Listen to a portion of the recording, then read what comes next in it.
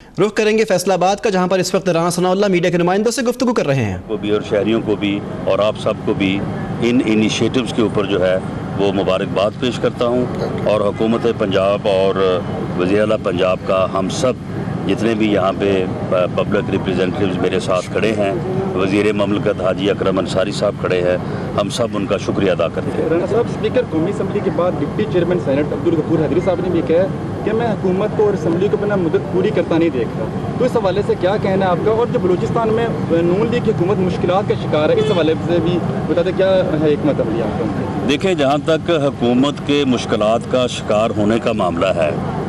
تو یہ تو ایک ڈیزائن کے ساتھ،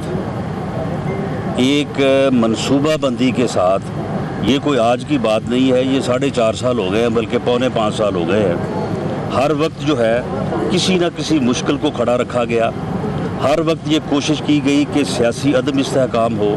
ہر وقت یہ کوشش کی گئی کہ افراتفری ہو، ہر وقت یہ کوشش کی گئی کہ انتشار ہو، اور مقصد صرف یہ تھا کہ پاکستان ترقی نہ کر سکے، حکومت under the leadership of Mian Nawaz Sharif جو ہے وہ بہتر کام نہ کر سکے۔ لیکن اس کے باوجود میاں نواز شریف کی قیادت میں پی ایم ایل این کو اللہ تعالیٰ نے یہ ہمت دی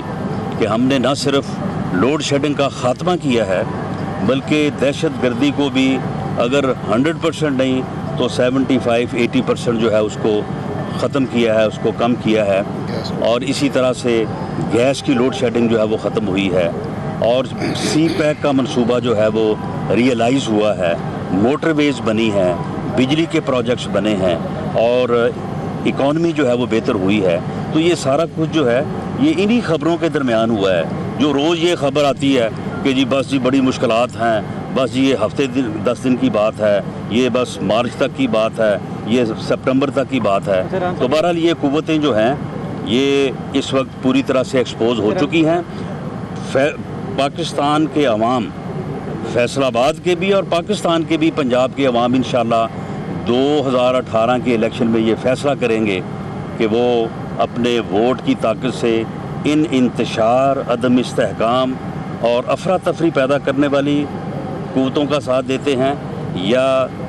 ملک کو آگے بڑھانے اور ملک کو ترقی دینے اور ڈیولپمنٹ کے ایجنڈے کے اوپر اپنا ووٹ دیتے ہیں۔ رانا صاحب، خادم حسین رضوی نے آپ کو آج کی لاسٹ ڈیٹ ہے، ڈیڈ لاک ہے، آج آپ کا استعفیٰ آخری ڈیٹ ہے، استعفیٰ آپ دے رہے ہیں یا ان کے مطالبات مان رہے ہیں کیا؟ یہ آپ نے صرف ایک محترم صاحب کا نام لیا ہے،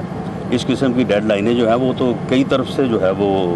آئی ہوئی ہیں، وہ اسی طرح سے 4.5 سال سے آتی رہی ہیں، اور جہاں پہ یہ 4.5 پونے 5 سال گزر گئے ہیں، آپ حوصلہ رکھیں، انشاءاللہ جو 3-4 ماہ رہتے ہیں وہ بھی گزر جائیں گے۔ شریف نے بھی دی ہے 13 جنوری تک، اور بھی کسی نے دی ہے۔ قمر زمان قاہرہ نے کہا ہے کہ پنجاب میں جو مسلم لیگ نون اپنی اہمیت ہوتی چلی جا رہی ہے، 2018 کے الیکشنوں میں پیپلز پارٹی کلین سویپ کرے گی پنجاب میں۔ دل کے خوش رکھنے کو غالب یہ خیال اچھا ہے۔ نون لیگ نے تحریک عدل شروع کر رکھی ہے، تو کس کے خلاف ہے تحریک عدل جو شروع کرنے والی ہیں؟ تحریک عدل جو ہے وہ کسی کے خلاف نہیں ہے۔ وہ کیا ہے؟ تحریک عدل جو ہے وہ ایک ایسا عدل کا نظام لانے کے لیے ہے جو عام آدمی کی دہلیز کے اوپر بھی سستا انصاف پہنچائے، اور ایلیٹ کلاس کو بھی جو ہے وہ ایکول کٹہرے میں لا کے کھڑا کرے۔ یہ نہیں کہ کسی کو آپ اقامہ پہ فارغ کر دیں اور کوئی کہے کہ یہ آف شور کمپنی میری ہے، یہ میں نے جو ہے وہ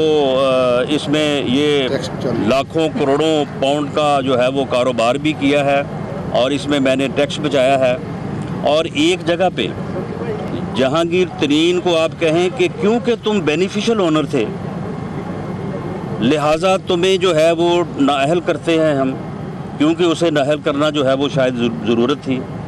اور دوسری طرف مریم نواز اگر بینیفیشل اونر ہے تو یہ جرم ہے، اور عمران خان صاحب جو ہیں ان کو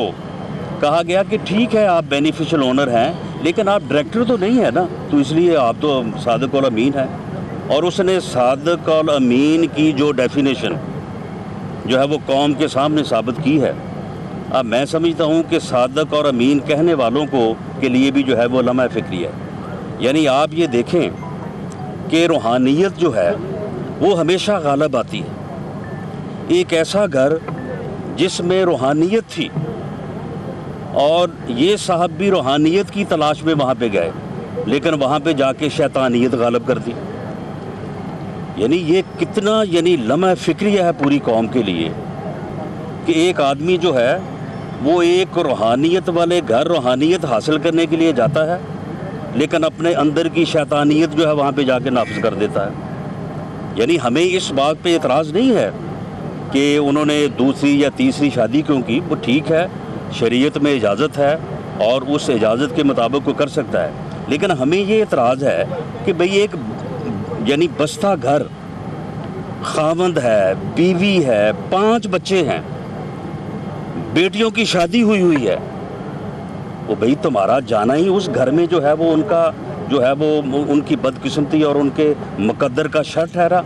کہ تم جیسے ہی ان کے گھر میں داخل ہوئے ہو تو وہ 5 بچوں کی ماں کو تم نے اجاڑ دیا ہے,